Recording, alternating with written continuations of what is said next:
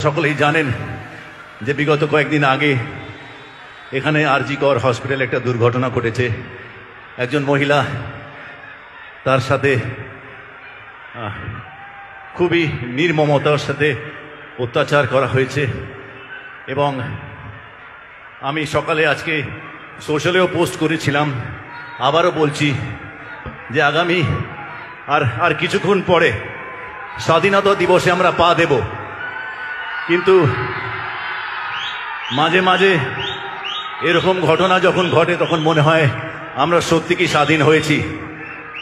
তো তাই আমাদের হাতে যতটুকু আছে, আমরা এখানে উপস্থিত যারা আছি তারা সকলেই সেই মহিলা, তার পরিবারের প্রতি, তার আত্মীয় পরিজনের প্রতি আমরা যদি তার পরিবারের শান্তি কামনার জন্য, আমাদের রাজ্যের শান্তির কামনার জন্য 1 মিনিটের জন্য যদি নীরবতা পালন করি, আমার খুব ভালো লাগবে।